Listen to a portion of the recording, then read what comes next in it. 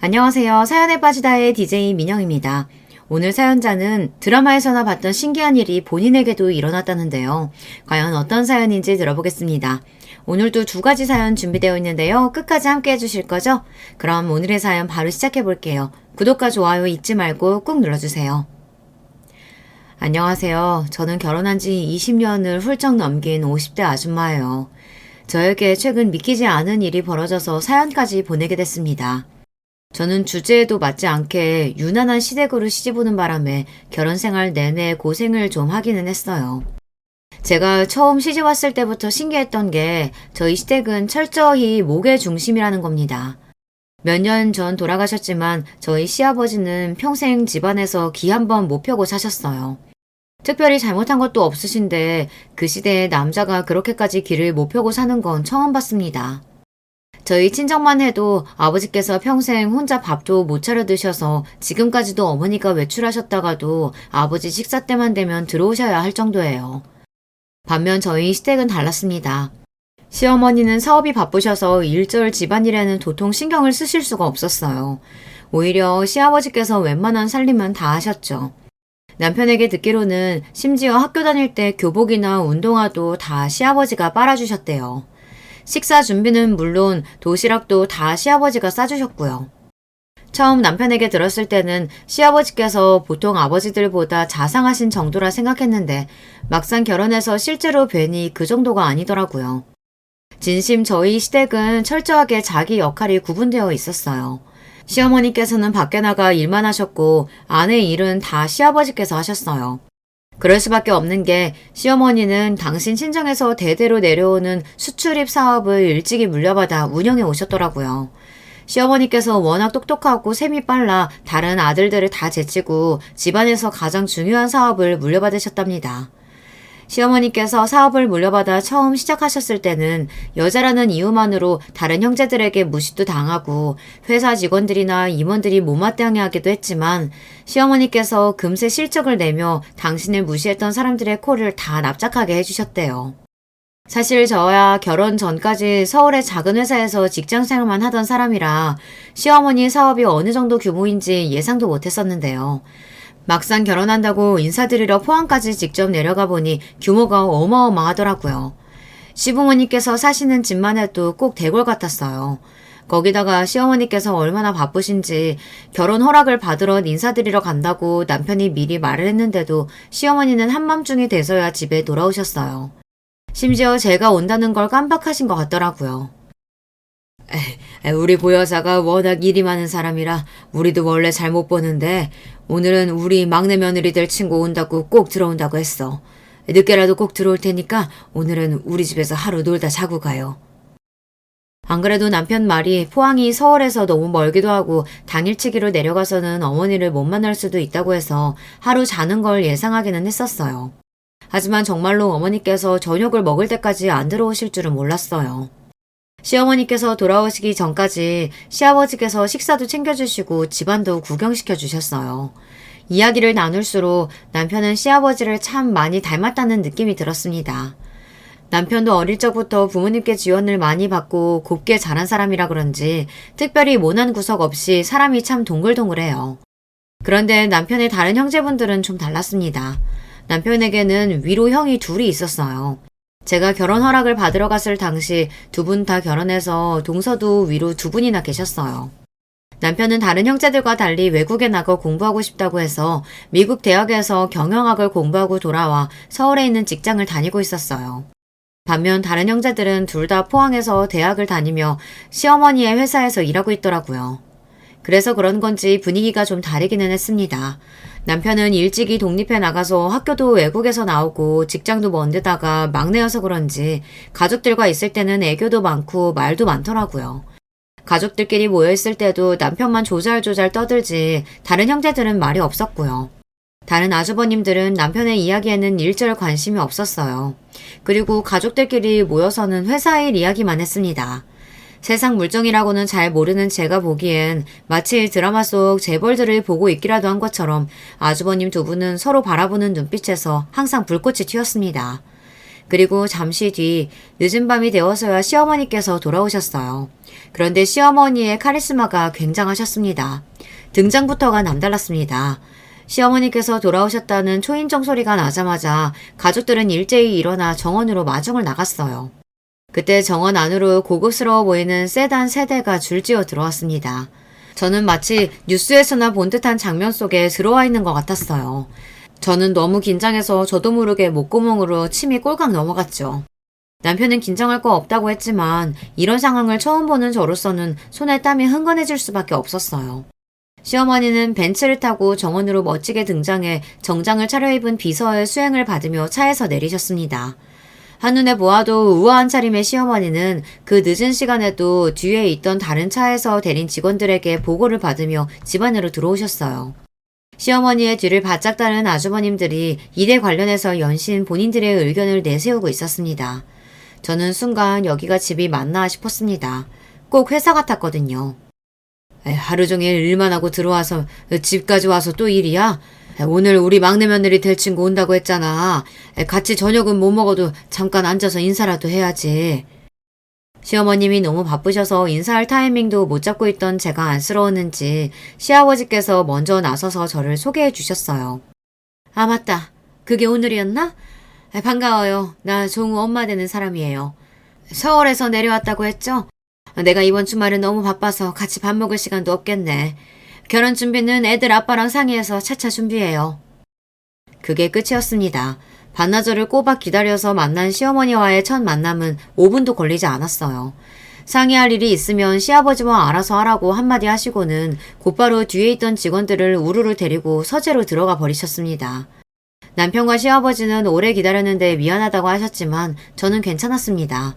오히려 시어머니가 너무 멋있는 분이라는 생각이 들었어요. 그 시대에 일하는 여자들도 많지 않았을 때였는데 그 큰 사업체를 저 작은 몸으로 짊어지고 계신다는 게 너무 멋지고 존경스러웠습니다. 결혼하고 나서도 마찬가지였어요. 시어머니는 워낙 일이 많고 바빠서 1년에 2-3번 얼굴 보기도 힘들었어요. 주변에서는 다들 그런 저를 보고 부러워했습니다. 대한민국 며느리라면 다들 명절 일주일 전만 되면 감기라도 걸린 것처럼 피곤하고 힘든 게 명절 증후군에 걸린다고 했는데 저는 시어머니가 바빠서 만나지도 못하니 얼마나 좋냐고요. 물론 시어머님이 워낙 바쁘시다 보니 시댁에는 제사도 없고 명절이라고 특별히 하는 행사도 없어요. 하지만 어디를 가나 복병은 있었습니다. 제 위로 있는 2명의 동서들이 웬만한 시어머니 못지않게 사람을 들들 볶았어요. 사실 저와 남편은 결혼 초기에 직장 때문에 서울에 있었기 때문에 명절마다 포항에 간다는 게 쉽지는 않았어요. 기차표를 구하기도 매번 힘들어서 어떨 때는 남편과 각각 기차를 따로 타고 내려간 적도 있었습니다. 그래도 멀리 있다는 핑계로 시댁에 자주 찾아뵙지 못하니 저와 남편은 명절만이라도 매번 내려가라고 했습니다. 그런데 형님들은 그런 저를 썩 못마땅해 하시는 것 같았어요. 결혼한 지 얼마 되지 않아 명절 때 남편과 포항에 내려갔는데 형님들은 일찍부터 오셔서 시아버지와 음식 준비를 하고 계시더라고요. 남편에게 듣기로 제사가 없다고 해서 음식 준비도 많이 안 하시는 줄 알았는데 생각보다 준비해 놓으신 게 많더군요.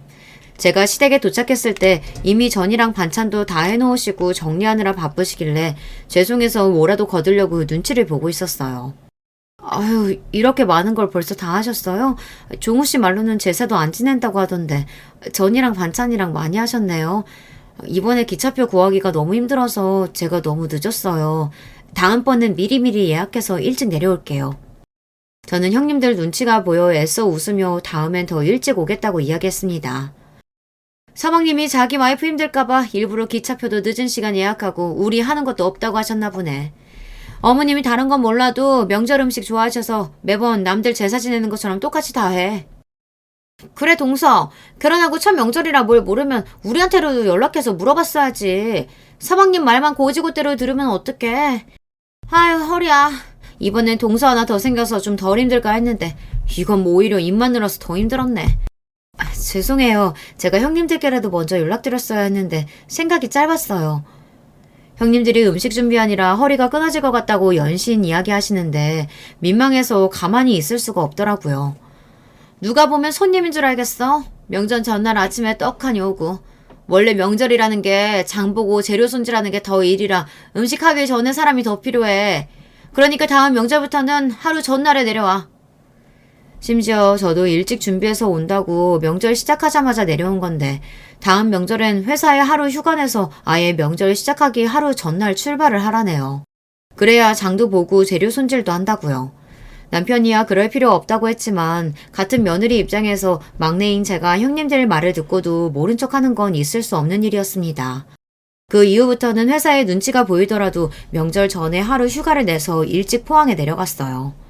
형수님들이 괜히 엄마한테 점수 따려고 유난 떠는 건데 자기까지 뭐하러 동참을 해.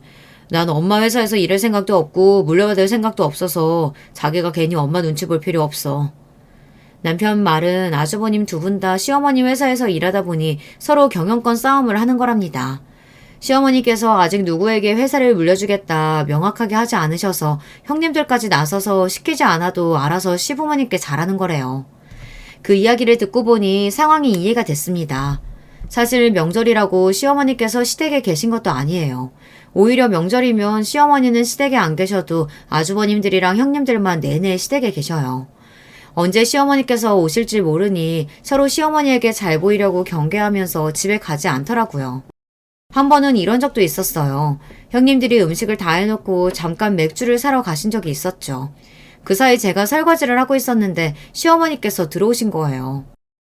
아이고, 명절은 명절인가 보네. 집에서 음식 냄새 나는 거 보면.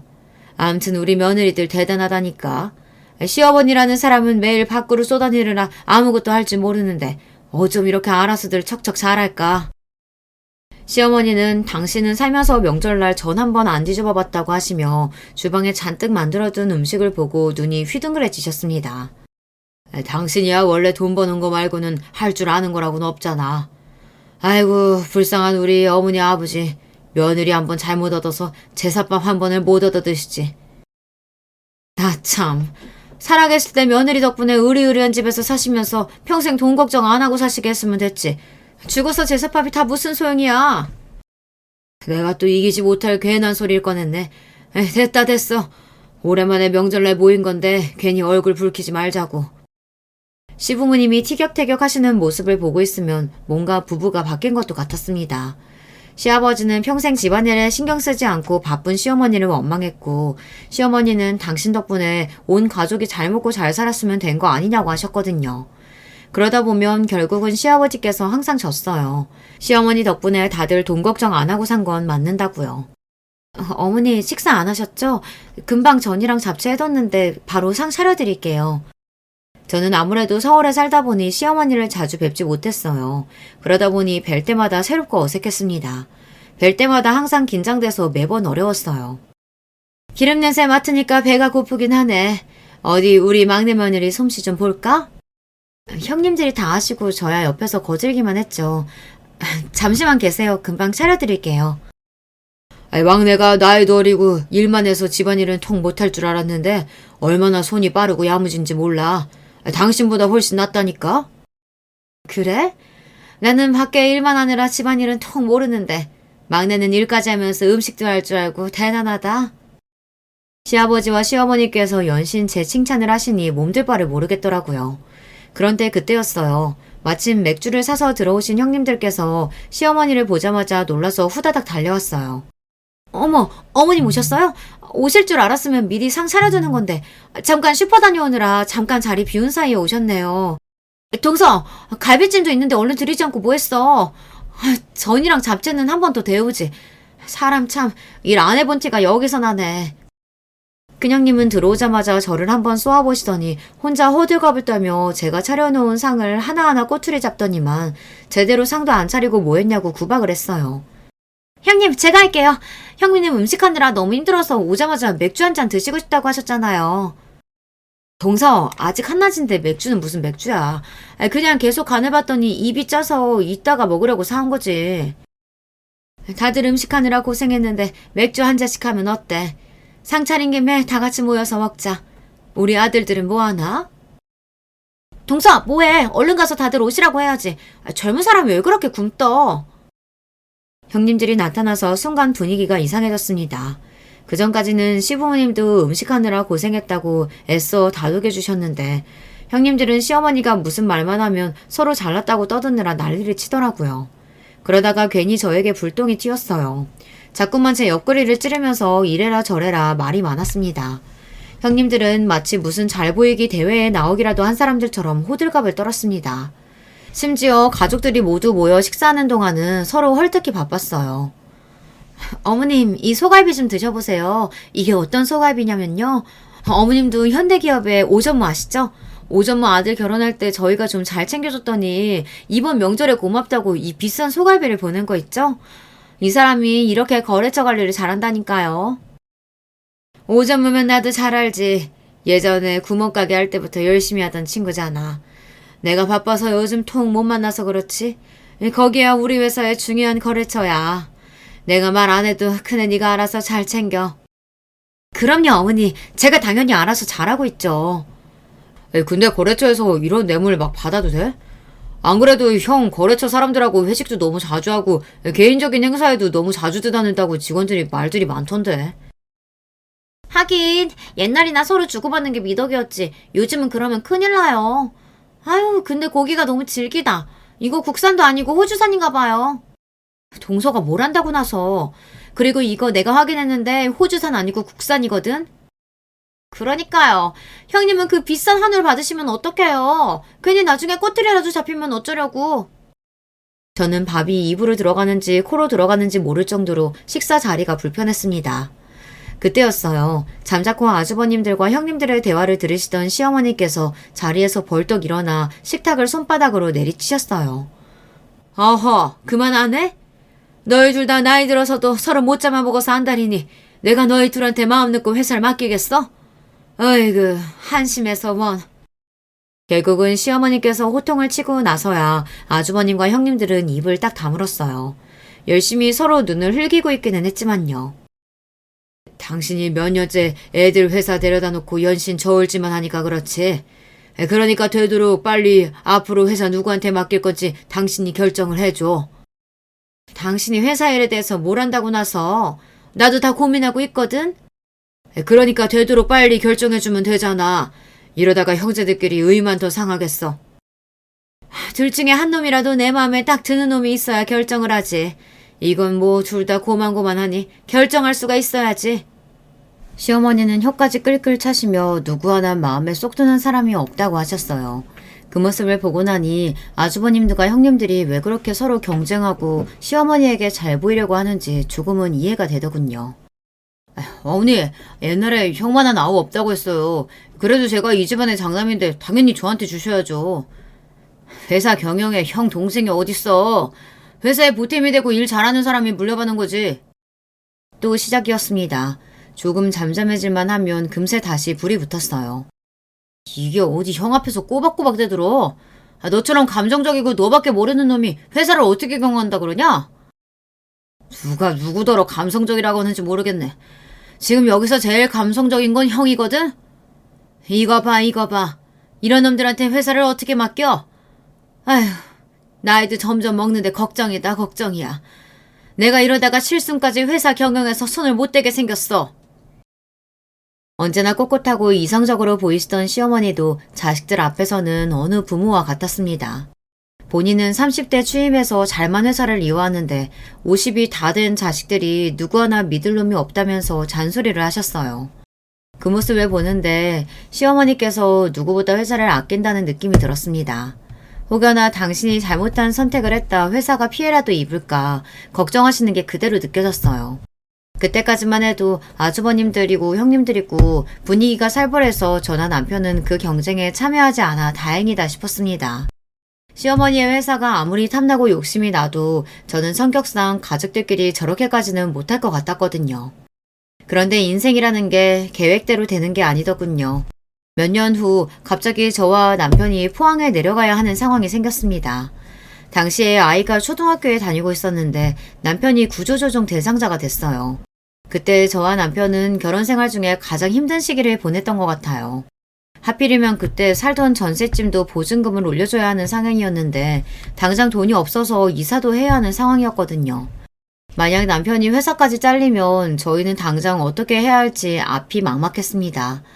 친정 부모님도 몇 년 전 돌아가셔서 서울에 연고도 없었고 시부모님은 모두 포항에 계시니까요. 저는 막연하게 남편에게 시댁에 좀 도와달라고 하면 안 되느냐고 했어요. 돈 좀 빌려서 이사라도 하고 나면 새로 직장을 구하면 되니까요. 그런데 남편은 그럴 수 없답니다. 전세금 없다고 돈 빌려달라고 하면 어머님은 단번에 포항으로 내려오라고 할 거야. 저는 몰랐는데 사실 시어머니께서 몇 년 전부터 남편에게 포항으로 내려오라고 했다네요. 시어머니께서 수출입 사업을 하시다 보니 해외에 나갈 일도 많고 외국 기업들을 상대할 일도 많아서 항상 남편의 도움이 필요하다고 하셨대요. 그런데 남편은 서울에서 사는 게 좋기도 했고 이제와 포항으로 내려가서 형들 싸움에 끼고 싶지 않아 거절했다고 하더라고요. 그런데 지금 당장 회사에서 잘릴 수도 있는 상황이니 저희도 무작정 서울에서 버티고 있을 수만은 없었습니다. 그래서 결국은 포항에 내려가서 살기로 했습니다. 적어도 포항에 내려가면 일자리 걱정은 안 하고 살 수 있으니까요. 그렇게 포항 생활을 시작한 남편은 곧바로 시어머니의 회사로 들어가 일했고 저는 아이와 새로운 환경에 적응하느라 부단히 노력했습니다. 시부모님은 저와 남편이 내려와서 너무 좋아하셨지만 다른 가족들은 그렇지 않았어요. 아주버님들과 형님들은 갑자기 서울에서 내려온 저희를 탐탁지 않아 했습니다. 뻔하죠. 회사 지분 싸움은 이미 둘만으로도 충분한데 뜬금없이 나타난 막내 때문에 경쟁자가 하나 더 늘었으니까요. 저와 남편은 최대한 다른 가족들과 부딪히지 않기 위해 했었어요. 그리고 무엇보다 남편도 자기 시어머니의 회사에 관심도 없었습니다. 그럴 수밖에 없는 게 남편은 지금까지 다른 회사에서 다른 일을 하고 살다가 갑자기 시어머니의 회사에 들어간 거니 신입이나 마찬가지잖아요. 남편도 나름 시어머니 회사에서 능력을 인정받기 위해 노력하기도 급급한 와중 임원급인 아주버님들과 경쟁이 될 리 없었죠. 그렇게 서로 눈에 보이지 않는 경쟁을 하며 평화롭게 잘 지내는 듯 보였습니다. 그런데 저희가 포항에 내려오고 몇 년 뒤 안 좋은 일이 생겼어요. 시아버지께서 돌아가셨습니다. 원래 건강하셨던 분인데 암이 발병하고 3년 투병 생활을 하시다 돌아가셨어요. 시아버지께서 돌아가신 뒤 많은 것들이 달라졌어요. 우선 시어머니께서 굉장히 힘들어 하셨습니다. 항상 회사 일로 바쁜 시어머니의 곁을 40년 넘게 지켜주셨던 시아버지께서 하루아침에 사라지고 나니 시어머니께서 많이 외로워하시는 게 눈에 보이더라고요. 그런 시어머니를 위로하기 위해 가족들이 나서서 많이 애썼습니다.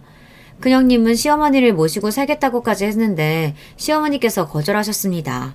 당신은 남편 말고 다른 자식들하고는 절대 못 산다고요. 그때도 큰 아주머님과 큰형님은 말이 많았어요. 행여나 본인들이 어머니를 모시고 살면 회사 지분이나 경영권을 큰아들에게 줘야 할지도 모르니 싫다고 하시는 거라고요. 사실 다들 말은 안 했지만 큰형님께서 그런 의도를 가지고 시어머니를 모시겠다고 했다는 걸 모르는 사람이 없었어요. 그러니 시어머니도 당연히 그렇게 생각하셨을 거고요. 시어머니도 참 대단하신 게 그 정도 연세가 되셨으면 회사 일이고 뭐고 다 내려놓고 쉬고 싶으실 것 같은데 저희 시어머니는 그렇지가 않았습니다. 오히려 본인이 연세가 많아지니 혹여나 시대에 따라가지 못할까 공부까지 하셨어요. 그러시면서 끝까지 지분이나 회사 경영에 대한 이야기를 하지 않으셨습니다. 그러다가 비슷한 이야기를 시어머니께서 먼저 꺼내신 게 바로 80번째 생신날이었어요. 시어머니 생신이라 오랜만에 가족이 다 모여 식사를 했는데 그 자리에서 처음으로 재산 상속 이야기를 꺼내셨습니다. 지금 시어머니께서 사시는 집과 공장이 있는 땅을 자식들에게 나눠주겠다고요. 놀란 아주버님들과 형님들은 시어머니께서 말을 꺼내자마자 혈안이 되었습니다. 또 시어머니 앞에서 티격태격 싸움을 했지만 결국 집과 공장은 큰 아주버님이 갖게 됐고 작은 아주버님은 시아버지 앞으로 되어 있는 땅을 상속받게 되었어요. 이야기 내내 저와 남편은 한마디도 안 하고 가만히 있었더니 오히려 시어머니께서 답답한지 너희는 원하는 게 없냐고 물으시더라고요. 저희가 한 게 뭐가 있다고 어머니 재산을 받겠어요. 저희는 지금 상황만으로도 만족해요. 어이구 저 답답이. 한 사람이 욕심이 없으면 다른 한 사람이라도 살궁리를 해야 하는데 어쩜 너희 부부는 둘이 그렇게 똑같니? 저와 남편은 돈도 좋고 재산도 좋지만 아주버님과 형님들의 싸움에 끼고 싶지 않은 마음이 컸어요. 그래도 포항에 내려온 이후 집도 생겼고 안정적인 직장도 생겼으니 그 정도만 해도 우리 세 식구에게 충분하다고 생각했거든요. 그러던 어느 날이었습니다. 시어머니께서 팔순 생신날이 지나고 나서부터 많이 달라지셨어요. 그 전까지는 드시는 것도 잘 드시고 운동도 열심히 하셨는데 갑자기 입맛이 없다고 하시면서 식사도 자주 거르시고 운동이고 뭐고 다 귀찮다고 아무것도 안 하시더라고요. 거기다가 가장 신기했던 건 시어머니께서 한 달 내내 집에만 계시더라고요. 시어머니께서 원래 이런 분이 아니에요. 회사를 아들들과 임원들에게 맡기신 후에도 못 믿어서 일주일에 서너 번은 무조건 직접 회사에 출근해서 직원들과 이야기도 나누고 아들들에게 매일같이 호통을 치시며 잔소리도 하셨습니다. 그러던 분이 갑자기 회사에 출근도 안 하시고 집 밖으로 나오지도 않으시니 걱정이 되더라고요. 더군다나 자식들이 걱정하는 마음을 좀 들여다보려고 댁에 가겠다고 하면 시어머니께서는 귀찮으니 아무도 오지 말라고 했습니다. 저는 아무래도 시어머니께 무슨 일이 있는 것 같아 남편에게 연락을 해보자고 했어요. 그런데 시어머니는 괜찮다고 별일 없다고만 하셨습니다. 그런 와중에 아주버님들과 형님들은 뭔가 낌새가 이상하다며 시어머니께서 어떻게 지내시는지 시어머니의 비서와 집안일을 하시는 여사님들을 통해 집안에서 무슨 일이 일어나고 있는지 알아보셨나 보더라고요. 그런데 이상한 게 시어머니께서 자식들에게는 집에도 못 오게 하시더니 변호사와 회사 임원진들은 몇 번씩이나 집에 부르셨다고 하더라고요. 분명히 노인네 회사 우리한테 안 주고 다른 사람한테 맡기려는 게 분명하다니까. 그러니까 우리는 집 근처에 얼씬도 못하게 하는 거지. 아휴, 내가 미쳐. 결국은 그러실 거면서 평생을 아들들 가지고 저울질. 내가 어머니 회사 위해서 평생을 얼마나 몸바쳐 일했는데. 역시나 아주버님들은 아직도 회사 경영에만 관심이 있었어요. 아주버님들은 시어머니의 비서와 통화하고 난 뒤 회사를 생판 남에게 뺏길지도 모른다는 불안감에 극도로 흥분해서 얼굴을 부여잡기까지 했습니다. 그 모습을 지켜보던 남편이 아무래도 안 되겠는지 아주버님들 앞에 나서서 이야기하더라고요. 아직 아무것도 결정된 거 없는데 왜들 그래요. 어머니도 이제 연세도 있으신데 슬슬 알아서 결정하시겠죠. 너야 막내라고 어머니가 오냐 하고 싶은 거 다 하게 해주면서 자라서 모르는 거지. 우리는 달라. 꾸미고 뭐고 없이 무작정 어머니 회사만을 위해서 평생 희생하면서 살았다고. 이제 와서 우리가 읽어놓은 회사 남한테 준다고 하면 그게 참아지겠어? 형들이야말로 좋아서 어머니 옆에 있어놓고 지금 와서 왜 그래요? 어머니가 회사 주겠다고 처음부터 약속한 것도 아니잖아요. 이 자식이 자기 일 아니라고 막말하네? 야, 너 그따위로 말할 거면 너는 빠져. 우리가 알아서 할 테니까. 뭘 알아서 하겠다는 거야? 어머니한테 따지러 밀고 들어가기라도 하겠다는 거야? 우리가 버젓이 있는데 다른 임원들하고 쏙닥거리면서 다른 놈한테 회사 맡기겠다고 하면 당연히 가만히 안 있지. 다 늙어서까지 회사 주고 못 놓는 거 우리 어머니도 병이야 병. 이야기가 극단적인 방향으로 흘러가자 저나 형님들도 나설 수밖에 없었습니다. 아주버님들은 이미 너무 흥분해서 남편의 말조차 들어주지 않았으니까요. 이러다 정말 큰일이 날 수도 있겠다 싶었던 순간 더 충격적인 일이 벌어졌습니다. 시어머니의 주치의에게 연락이 왔는데 새벽에 시어머니께서 갑자기 의식을 잃고 쓰러지셔서 병원에 실려오셨다는 이야기였어요. 저와 남편은 놀라서 곧장 병원으로 달려갔습니다. 병원 VIP 병실에 누워 계신 시어머니는 꼭 제가 알던 시어머니가 아닌 것 같았습니다. 한 달 만에 얼굴을 보는 거였는데 살도 많이 빠지시고 몸도 많이 쇠약해 보이시더라고요. 몸이 이렇게 되는 동안 자식들에게야 말도 안 하시고 회사 일만 신경 쓰고 계셨다는 게 저로서는 이해가 되지 않았어요. 부모님께서 연세 드시면 하루가 다르게 달라지신다는 이야기를 듣기만 했지 실제로 제 눈으로 그 모습을 직접 보니 덜컥 겁부터 나더라고요. 잠시 뒤 아주버님과 형님들도 다 병원에 도착하자 주치의 선생님이 들어왔습니다. 아주버님은 주치의를 보자마자 이게 무슨 일이냐고 멀쩡하시던 분이 왜 갑자기 쓰러지신 거냐고 따지듯이 물었어요. 대표님께서 멀쩡하시지는 않았어요. 자식들에게는 절대 말하지 말라고 하셔서 저도 말씀드리지 못하고 있었는데 사실은 얼마 전 건강검진 하셨을 때 결과가 좋지 않아서 이제는 일은 좀 내려놓으시고 쉬셔야 한다고 누누이 말씀드렸는데 제 말 안 들으시고 무리하시다가 탈이 나신 거죠. 그게 무슨 말이에요? 우리 어머니 어디가 안 좋으신 건데요? 자세하게 좀 얘기해 주세요. 건강검진 결과 좋지 않았다는 말에 남편과 제 눈이 휘둥그레졌습니다. 파킨슨병 초기 증상이 보여서 치료하면서 좀 쉬셔야 한다고 했는데 대표님께서 다른 분들보다 증세가 빠르네요. 치매 증상도 있으신 것 같고요. 순간 심장이 덜컥 내려앉는 것만 같았습니다. 시어머니께서 매년 생시 때쯤 맞춰서 건강검진을 하세요. 그럴 때마다 매년 사소한 문제도 없이 건강하다고 하셨는데 어쩐지 올해는 건강검진을 받고 나서도 말씀이 없으시더라고요. 그랬으니 저도 당연히 별일 없으신 줄 알았죠. 그런데 시어머니께서 파킨슨병 초기라는 진단을 받으신 거죠. 그래서 지난 한 달 동안 집 밖에도 안 나오시고 약물 치료를 하고 있으셨나 봐요. 대표님 아시잖아요. 워낙 건강하셨던 분이기도 하고 강한 분이시라 어떻게든 자식들에게 이야기하지 않고 치료 받으시려고 했는데 아무래도 본인에게 갑자기 이런 일이 생겼다는 스트레스로 마음고생을 좀 하신 것 같아요. 아무래도 파킨슨이라는 게 몸에 힘도 많이 빠져서 마음대로 안 움직여지고 전처럼 활동도 할 수 없으니 많이 힘드셨던 것 같아요. 저는 주치의의 이야기를 듣는 동안 눈물이 나서 참을 수가 없었습니다. 이 집에 시집와서 20년 넘게 시어머니를 곁에서 지켜보면서 세상에 저런 대단한 여자도 있구나, 너무 멋지다, 존경스럽다 라고 생각했었는데 그런 분이 자신의 병든 모습에 혼자 끙끙 앓고 힘들어하셨다는 사실이 너무 마음이 아팠어요. 아마 시아버지께서 곁에 계셨다면 달랐을 거예요. 누구보다 시어머니를 잘 알고 항상 걱정하시는 시아버지께서 이 사실을 알았다면 어떻게든 시어머니의 치료에 힘을 쓰셨을 겁니다. 저는 시아버지께서 안 계신 이 현실이 더 슬프게 다가왔어요. 생각하면 생각할수록 사람 인생이라는 게 참 허망합니다. 그런 와중에 자식들은 어머니의 건강을 걱정하는 게 아니라 다들 자기 걱정만 하고 있으니까요. 그럼 어머니께서 앞으로 몸도 제대로 못 가누시고 정신줄도 아예 놓아버리신다는 이야기예요? 형님, 딱 보면 몰라요. 지금도 어머니 봐요. 아까부터 누워서 꿈뻑꿈뻑 눈만 뜨고 계시잖아요. 그랬습니다. 시어머니께서는 한참 전에 눈을 뜨고 일어나셨지만 저와 남편이 눈을 맞추고 이야기를 해도 가만히 멍하니 바라보시다 허공으로 눈을 돌리셨어요. 그러고는 한동안 말이 없으셨습니다. 저런 정신 가지고도 곧 죽어도 일하시겠다고 매일 변호사에 임원들만 불러내신 거구만. 자식들한테는 말도 안 하고. 둘째, 너 뭐해? 지금 당장 변호사한테 전화해서 이리로 오라고 해. 이래서 생신날 급하게 집이랑 공장 주신다고 한 거구나. 본인 아픈 거 알고 우리가 안 모시겠다고 할까봐. 아유, 소름 돋는 양반. 어머머, 그랬어. 지금까지 한 번도 당신 집 주시겠다는 말도 없으셨던 분이 갑자기 집을 팔아서 나눠준다고 하길래 무슨 일인가 했더니만 자식들한테 모시라고 하려고 하신 거구나? 아무튼 우리 어머니 대단하시다니까.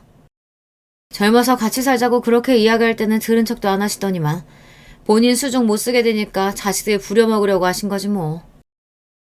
50년 가까이 한 회사의 대표로서 항상 가장 높은 자리에 계셨던 시어머니께서도 늙고 병드니 어쩔 수 없더군요. 언제나 시어머니 말이라면 하늘의 별이라도 따올 것 같았던 자식들도 어머니께서 하루하루 쇠약해지며 정신이 오락가락 하시니 단번에 요양원 이야기부터 하더라고요. 80 넘을 때까지 자식들한테 큰 소리 치면서 사셨으면 건강하게 잘 사신 거야. 우리도 조금 있으면 환갑인데 모시긴 어떻게 모셔? 당연히 요양원으로 모셔야지. 그럼 여기 우리 어머니 성격 모르는 사람 있어? 그동안 우리 아버지니까 몇십 년 부부로 산 거지. 다른 사람은 누구도 우리 어머니 비유 못 맞춰. 저거 봐. 늙어서 정신 오락가락 하시면서도 고집 부리고 자기 마음대로 하려고 했잖아. 항상 서로 못 잡아먹어 안달이던 아주버님들이 이럴 때는 합이 척척 맞더군요. 다른 사람도 아니고 형들이 어떻게 단번에 어머니를 요양원에 보낸다고 말할 수가 있어? 형들 평생 어머니한테 회사 달라고 조르다가 결국은 어머니 집이랑 공장이랑 다 나눠 가졌잖아. 그 정도 받았으면 형들이 알아서 모셔야 하는 거 아니야? 무슨 일이 있어도 형들에게 싫은 소리 한 번 안 하던 남편이 아주버님들의 이야기를 듣다 화가 나기는 했는지 웬일로 큰 소리를 치더군요. 서방님, 말 이상하게 하시네요. 그깟 재산 좀 받으면 며느리가 시어머니 꼭 모셔야 하는 거예요? 저도 이제 나이 많아요. 여기저기 안 아픈 데가 없다고요. 그래요. 어머님이 회사 경영권 넘겨주신 것도 아니고 그깟 집이랑 공장 좀 받았다고 우리가 왜 시녀노릇을 해요? 제가 언제 형수님들한테 시녀노릇하라고 했어요. 자식이 셋이냈는데 아무리 그래도 요양원은 아니라는 거죠. 아주버님들이랑 형님들 말이 무조건 틀린 말은 아니라는 거 저도 압니다. 형제들 나이도 이제 다들 환갑이 다 됐으니 정신도 온전치 않고 연세도 드신 노모를 모신다는 게 쉬운 일은 아니죠. 하지만 아무리 그래도 버젓이 어머님을 앞에 두고 상의할 일은 아닌 것 같았어요. 아주버님들 아무리 그래도 지금 당장 여기서 결정할 일은 아닌 것 같아요. 조금 더 생각해보고 다 같이 상의해서 결정하죠. 아무리 못 알아들으신다 해도 시어머니도 계신 자리에서 자식들끼리 언성 높이며 싸우는 게 아무래도 마음이 걸렸어요. 저는 먼저 나서서 그만하시라고 했습니다. 그런데 이미 다들 예민해질 대로 예민해져서는 제 말도 안 좋게 들리나 보더라고요. 지금 여기가 막내 동서가 낄 자리야? 요양원에 보내든 말든 우리가 알아서 할 테니까 동서는 좀 잠자코 있어. 작은 형님이 단번에 제 말을 끊었습니다. 그런데 그때였어요. 시어머니께서 갑자기 서럽게 울기 시작했습니다. 싫어, 싫어. 나 요양원은 절대 안 가. 가기 싫다고. 그러니까 나 절대 요양원 보내지 마. 바로 좀 전까지 뭘 물어도 대답도 안 하시던 시어머니께서 자식들이 요양원 보내려는 건 바로 알아들으셨는지 가기 싫다고 펑펑 울며 애원하시더라고요. 그 모습을 보는데 저는 다시 눈물이 울컥했습니다. 그 당당하고 멋지던 시어머니께서 어쩌다 저렇게 되셨나 해서요. 어머, 저 노인네 정신 오락가락하면서도 곧 죽어도 요양원 안 가겠다고 하는 거 봐. 아휴, 무서워. 그러니까요. 소름 돋게 왜 저래 진짜. 평생 돈 좀 있다고 며느리들 무시하고 자기 잘난 맛에 사시더니 저 꼴 보니까 쌤통이긴 하네요. 형님들은 해도 해도 너무했습니다. 바로 얼마 전까지만 해도 시어머니만 보면 어떻게든 눈에 들려고 아부란 아부는 다 떨면서 알랑방귀를 끼더니만 시어머니께서 치료약에 취해 비몽사몽 하시니 자기들끼리 킥킥거리며 속삭이는데 덜컥 화가 나더군요. 정말 다들 너무하시네요. 그만 좀 하세요. 형님들은 어머님이 불쌍하지도 않아요? 어머, 깜짝이야. 동서 왜 갑자기 소리를 지르고 그래? 그리고 어머님이 불쌍하긴 뭐가 불쌍해. 이제 살 만큼 사신 데다가 어차피 정신도 온전치 않은데. 맞아요. 그리고 어머님도 다 늙어서 괜히 자식들이랑 살며 눈치 받고 구박받느니 편하게 요양원에 가시는 게 더 나으실 수 있을 거예요. 사람의 바닥을 본다는 게 바로 이런 걸 보고 이야기하는 것 같아요. 바로 얼마 전 시어머니께서 변호사를 불러 재산 상속에 대해서 이야기할 때는 서로 조금이라도 더 가지려고 별 요란을 다 떨더니 시어머니께서 끈떨어진 퇴물이 되고 나니 본색을 드러냈죠. 요양원 이야기 좀 제발 그만하세요. 어머님께서 정신없는 와중에도 저렇게 싫다고 하시잖아요. 그냥 저희가 알아서 모실 테니까 형님들은 신경 쓰지 마세요. 저도 그 순간 왜 그런 말이 튀어나왔는 줄은 모르겠지만 진심이었습니다. 시어머니께서 절대 이런 취급을 받을 분이 아닌데 이런 말도 안 되는 소리를 듣고 계신다는 게 너무 화가 났어요. 동서, 너무 웃긴다. 시어머니 정신도 없으신데 갑자기 왜 착한 척이야? 그래놓고 본인이 어머니 모실 테니 어머님이 우리한테 준 재산 다시 다 토해내라고 하는 건 아니지? 그러게. 집불도 없으면서 어머님이 우리한테 재산 다 넘길 때는 자존심 세우면서 필요 없다고 하더니만 지금 와서 뺏으려는 거면 너무 어이없지. 삼형제 중에 힘들어도 우리 집이 제일 힘들어요. 아주머님들이야 평생 어머니 회사에서 일하시며 임원급으로 사셨지만 저희 남편은 서울에서도 박봉으로 일하다가 그마저도 다 날리고 포항에 내려왔으니 시작 전부터가 달랐죠. 안 그래도 포항에 처음 내려왔을 때 시어머니께서 집을 사주신다고 했었어요. 그런데 남편이 거절했어요. 시어머니께서 항상 당신 회사에 들어와 일하라고 했는데도 남편은 거절하고 본인이 하고 싶다는 공부하겠다고 몇 년씩 미국에 가 있기도 했잖아요. 직장도 자기 마음대로 서울에 다녔으니까요. 어머니의 말을 거역하고 마음대로 살았는데도 결국은 실패했다는 자존심에 남편은 포항에 와서도 시어머니의 도움을 일절 받지 않았어요. 그러다 보니 시어머니께서 최근 재산 상속에 대해 이야기하실 때도 남편은 형들처럼 싸우고 싶지 않아 뒷짐지고 있었죠. 됐어요. 그깟 재산 저희는 처음부터 관심도 없었어요. 형님들이나 다 가지세요. 저도 제가 이렇게 욱하는 성격인 줄은 몰랐습니다. 남편도 그날 제 행동에 놀랐대요. 여보, 너무 고마워. 내가 하고 싶어도 당신한테 염치가 없어서 못했던 말이었는데 당신이 먼저 해줘서 너무 고마웠어. 고맙긴 뭘. 그래도 포항 내려와서 우리도 어머님 아버님 도움 많이 받으면서 살았잖아. 이제라도 어머니께 보답할 수 있어서 다행이지 뭐. 며칠 후 태어난 시어머니를 모시고 우리 집으로 왔습니다. 시어머니 오시기 전에 미리 주치 선생님께 물어서 시어머니 방도 새로 꾸며드렸어요. 지금이야 걷고 움직이시는데 많이 불편하진 않지만 앞으로 휠체어를 타게 되실 수도 있다고 해서 동선을 최대한 편하게 꾸몄습니다. 그래도 병원에서 치료받은 게 효과가 있었는지 시어머니 얼굴은 훨씬 많이 좋아지셨더라고요. 그런데 시어머니께서 우리 집에 오신 바로 다음날 말도 안 되는 일이 벌어졌습니다. 그날 아침부터 시어머니께서 너무 답답하다고 산책 가자고 하셔서 아침밥을 차리다 말고 시어머니를 모시고 집으로 나왔어요. 슬슬 걸어 공원까지 다녀오려고 했는데 뭔가 이상한 느낌이 들어서 몸을 돌렸습니다. 그런데 그때 말도 안 되는 광경을 보고야 말았어요. 제 뒤로 벤츠 세단들이 줄지어서 저와 시어머니의 주변을 도열하고 있었습니다. 어머, 이게 다 무슨 일이야? 그 순간 더 까무러질 뻔했던 게 시어머니께서 제 손을 지그시 잡아주셨습니다. 막내야, 고맙다. 내가 우리 영감 죽고 앞으로 평생 외롭게 혼자 늙어 죽겠구나 했는데 네가 날 살렸어. 시어머니께서 너무도 꼿꼿하게 허리를 펴시고 눈물이 그렁그렁한 눈으로 저를 바라보시며 고맙다고 안아주셨어요. 저는 이게 다 어떻게 된 일인가 싶어 어리둥절해 있었는데 잠시 후 저와 시어머니의 뒤를 따르던 벤츠에서 익숙한 얼굴의 사람들이 차를 세우고 내렸어요. 차에서 내린 사람들은 바로 시어머니의 비서와 변호사였습니다. 대표님께서 갖고 계신 회사 지분의 50%를 막내 며느님에게 양도하시기로 하셨습니다. 저는 순간 어와운이 벙벙해서 말문이 턱하니 막혀버리고 말았어요. 그리고 그 와중에 어머님께서 허리도 펴시고 말도 또박또박 하시는 게 신기했습니다. 어머님, 몸은 괜찮으신 거예요? 으이그 답답하. 이 와중에 내 몸이 문제야? 나는 이제 다 늙었는데 언제 죽어도 안 이상하지. 시어머니는 오히려 그런 제가 답답하다는 듯 미소를 지으시며 다시 저를 안아주셨습니다. 이 일이 다 어떻게 된 거냐면요. 시어머니께서 최근 검진에서 파킨슨병 초기 진단을 받으신 건 맞다네요. 하지만 바로 치료를 시작하신 덕분에 증세가 많이 호전돼서 앞으로도 계속 치료만 받으면 될 거래요. 그리고 치매 증상이 있다는 이야기는 거짓말이었습니다. 몇 개월 전 시어머니 생신 때 시어머니께서 갑자기 재산 상속 이야기를 꺼내신 게 사실은 아주버님 두 분이 나눈 대화를 우연히 알게 되셨대요. 두 분이 술을 드시면서 어머니에게 회사 대표직은 아니더라도 주식 양도만이라도 받을 수 있게 잘 구슬려 보자고 했나 보더라고요. 그러면서 주식만 받으면 지금처럼 노예로 살지 않아도 된다고, 그때는 어머니에게 벗어나 자유롭게 살겠다고 했대요. 그 이야기를 듣게 된 시어머니는 아들들에게 실망하신 것 같아요.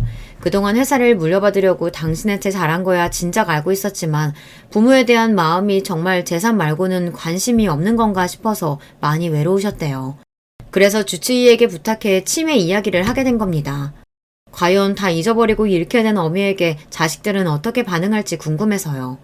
그리고 그중 가장 자신을 위하는 자식에게 회사 지분을 주기로 마음먹었다고 하시더라고요.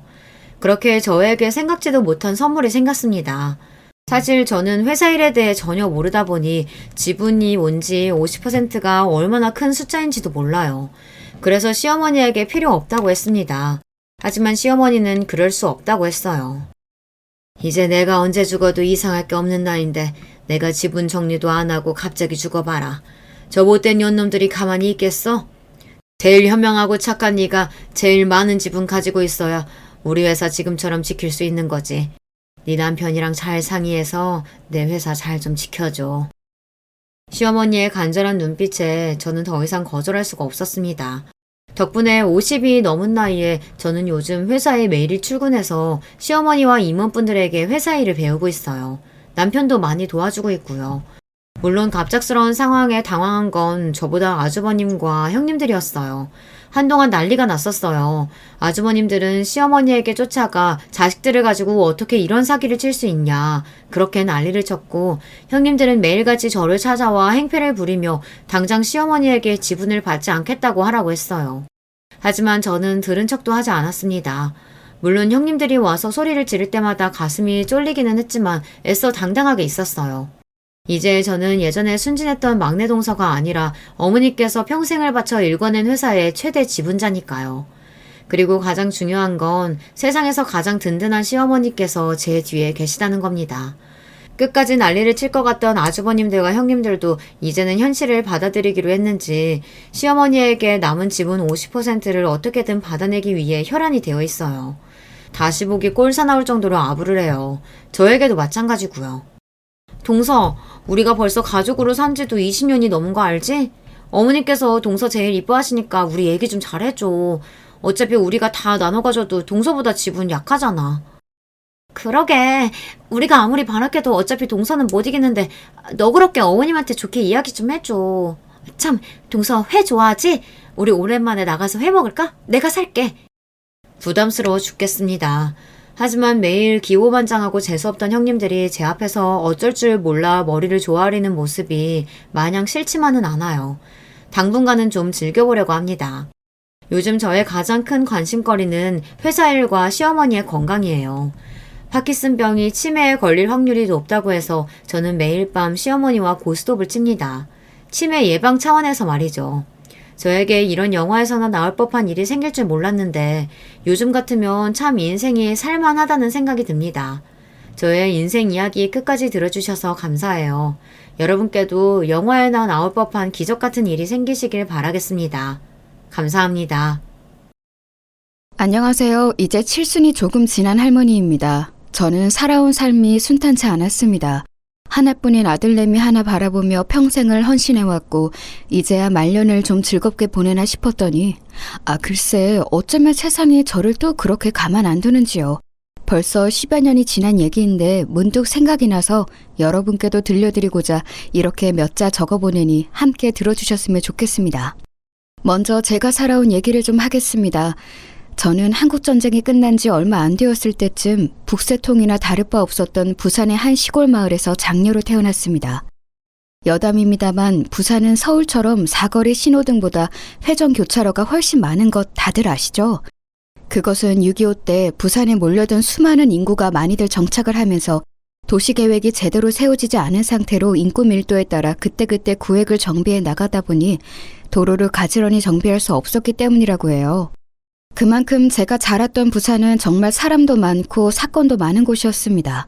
지금 서울이랑 수도권이 북적북적이는 건 못지않게 그 시절 부산도 정말 북적북적했답니다. 전쟁 직후라 정말 정비가 하나도 안 되어 있던 동네의 모습이 아직도 눈에 선합니다. 심심치 않게 미군 군복을 입은 코쟁이 아저씨들도 자주 보았습니다. 어릴 때는 그 아저씨들 따라다니면서 그들이 던져주는 미제 간식들을 얻어먹는 게 낙이었습니다. 부모님은 동네에서 조그만 식당을 하셨는데 꽤 장사가 잘 되었습니다. 워낙 사람들이 많았던 동네라 점심시간이 되며 북새통을 이루었기 때문에 저는 과장 조금 보태서 걸음마 할 때쯤부터 식당 일을 도와야 했습니다. 그래도 가게가 성황을 이루었던 덕분에 대한민국이 찢어지게 가난하던 시절이었어도 저희 남매들은 무난하게 어려움 없이 잘 자랐습니다. 이렇게 남은 인생도 다 순탄하고 무난했으면 좋으련만 성인이 되면서부터 제 삶은 하나둘 어려움이 생기기 시작했습니다. 아버지가 갑자기 쓰러지시면서 어머니가 아버지 병수발에 대부분의 시간을 쏟게 되었고 어릴 적 어깨너머로만 배웠던 식당 일을 장녀인 제가 온전히 봐야 했습니다. 졸지에 가족의 생계를 책임져야 하는 가장이 된 것이지요. 그때가 막 대학교 2학년 때쯤 되었을 때인데 한창 동기들과 놀러 다닐 꽃 같은 시기에 학업을 그만두고 가게 일에 집중을 하게 되었습니다. 엄마가 가끔 도와주시긴 했지만 사실상 온전히 제가 식당을 물려받아 운영해야 했습니다. 그렇게 동생들도 다 공부시키고 대학도 보내고 장가도 보냈으니 장녀와 가장으로서의 역할을 충분히 다했다고 봅니다. 장사라고는 해본 적 없지만 그래도 엄마 아빠 밑에서 배워온 솜씨와 어렸을 적부터 단골인 손님들의 도움으로 식당 일은 금방 적응을 했습니다.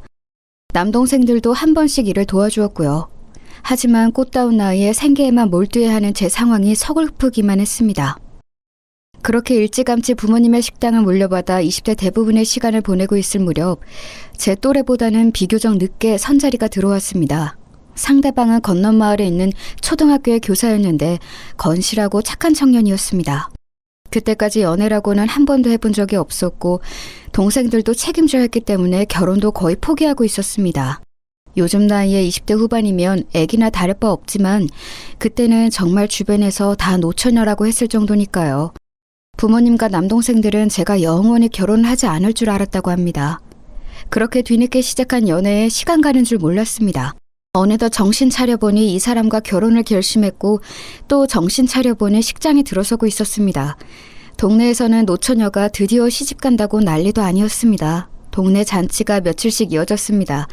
몸이 불편한 아버지와 어머니는 하염없이 눈물을 흘리시며 기뻐했습니다. 그리고 얼마간 시간이 흘러 제 인생에서 떼놓고 절대로 말할 수 없는 귀한 존재, 세상 하나밖에 없는 보물 같은 제 아들까지 태어나게 되었죠. 20대 내내 장사만 해서 별로 삶에 낭만 같은 게 없었는데 이렇게 결혼도 하고 아들도 낳게 되니 더할 나위 없이 행복했습니다. 이대로만 무난하게 아들 잘 키워서 장가 보내면 더 소원이 없겠다 싶었습니다. 하루하루가 꿈만 같은 나날들이었습니다. 그렇게 착실한 남편을 닮은 아들은 무럭무럭 잘 자라주었고 어느덧 대학에 갈 나이가 되었습니다. 교사인 남편을 닮아 공부도 곧잘 했었기에 서울로 대학을 가고 싶다고 했습니다. 늘상 품 안에서 돌보던 아들 녀석이 엄마 아빠 곁을 떠나 서울로 유학을 간다고 하니 왠지 모르게 눈시울이 붉어졌습니다. 남편도 저와 같은 마음이었는지 서울로 논술 시험을 보러 가는 아들을 직접 데려다주고 싶다고 했습니다. 아버지, 내 안 될 따줘도 된다 아닙니까? 내 혼자 갈 수 있어 얘. 준씨가 그러지 말해. 아버지가 네 대학 뒷바라지 하나 못 하겠나? 아들이랑 서울 구경 한번 할락하는 기니까 니는 시험 걱정은 하지 말고 아버지 옆에 차 타고 편하게 다녀온나. 그래 준씨가 엄마 아빠가 한 번도 니랑 떨어져 안 살았다 아이가. 엄마도 식당만 아이 몸 니 따라가고 싶은데 그러질 못하니끼니 이번에는 아버지랑 둘이 오붓하게 다녀온나. 엄마는 니 나중에 서울외교 가면 아버지랑 둘이 시간 될 때 같이 함 찾아갈게. 알았어요 엄마. 아이 내는 미안해서 그러지. 서울까지 차로 가려면 7, 8시간은 걸린다는데 아버지 고생 싫어서 안 그럽니까? 니 서울 가면 아버지가 니랑 또 언제 시간 보내겠노? 이참에 같이 함 서울 구경하고 오그라. 저와 남편은 기차 타고 혼자서 대학 입시를 보고 온다는 아들을 굳고 말려 남편과 둘이 다녀오게 했습니다. 그리고 그것이 제 인생에서 가장 후회하는 선택이 되고야 말았습니다. 아들은 서울에 무사히 도착해서 논술 시험도 잘 치렀는데 돌아오는 길이 문제였습니다. 남편과 아들이 탄 차는 고속도로에서 졸음운전을 하는 관광버스에 치여 8중 추돌 사고에 휘말리게 되었습니다. 그때 당시 신문에서도 지면 하나를 다 채울 만큼의 큰 사고였습니다. 차는 반파되었고 남편은 그 자리에서 즉사했습니다. 차 밖으로 튀어나간 아들만이 겨우 구사일생으로 목숨을 구했습니다. 문자 그대로 청천벽력 같은 소식이었습니다. 불이 나게 달려간 병원에서 맞이한 것은 이미 싸늘한 주검이 된 남편과 온몸에 붕대투성이인 채로 중환자실에 누워있는 아들의 모습뿐이었습니다. 저는 몇 날 며칠을 떠나가라 울었고 남편의 장례가 끝난 이후로는 식음을 전폐하고 장사도 내팽개치고 폐인으로 지냈습니다. 그러다가 하나 남은 아들 녀석을 생각하니 더는 그러고 있을 수가 없어서 다시금 일어나서 이것저것 일상을 회복하기 시작했습니다. 아들은 우수한 성적으로 대학에 입학했으나 심각한 교통사고 후유증으로 인해 입학을 유예하고 내내 집에 누워 있었습니다. 저는 그런 아들의 병수발을 하느라 밤낮 없이 일했고 원래는 하지 않던 주말 장사까지 시작했습니다. 아들 병수발도 병수발이지만 그렇게라도 무언가에 몰두하지 않으면 미쳐버릴 것만 같았습니다. 얼마 전까지만 해도 눈앞에 있던 소중한 남편이 떠나고 아픈 아들만이 겨우 돌아와 있었으니까요. 아들의 재활 과정은 정말 처참했습니다. 처음 중환자실에 실려왔을 때는 어쩌면 목숨만 붙어있고 식물인간으로 평생을 살지도 모른다는 청천벽력 같은 소리를 들었습니다. 저는 정말 간절한 마음으로 매일매일은 중환자실 밖 대기실에서 천지신명께 아들의 회복을 빌었습니다. 천만다행으로 아들은 의식을 되찾았는데 이번에는 평생 휠체어에 의지하고 살아야 할지도 모른다는 말을 들었습니다. 이제야 겨우 살아났나 싶은데 또다시 저와 아들은 절망할 수밖에 없었습니다. 그러나 아들은 남편을 닮아 의지가 곧고 강단이 있어서 열심히 하루도 빠지지 않고 재활훈련을 했습니다. 그 결과 1, 2년이 지났을 즈음부터는 완전히 걸을 수 있게 되었고 의사 선생님도 이건 거의 기적에 가까운 일이라고 했습니다. 저와 아들은 그런 의사 선생님의 말에 서로를 얼싸안고 얼마나 울었는지 모릅니다. 남편은 영영 다시 돌아올 수 없지만 아들만이라도 이렇게 사지 멀쩡하게 걸을 수 있게 되었다는 것이 천만다행이었습니다. 그동안 아들이 재활하는 것을 옆에서 지켜보면서 가슴에 천갈래 만갈래로 찢어졌는데 그제서야 한시름 놓을 수 있게 되었습니다. 그렇게 아들의 병세와 회복이 되고 다시금 뒤늦은 대학 새내기 생활을 준비할 무렵 저는 큰 결심을 했습니다. 준씨가 네 여 앉아보구래. 무슨 일인데 엄마? 준씨가 네 내랑 아예 서울 가서 살래?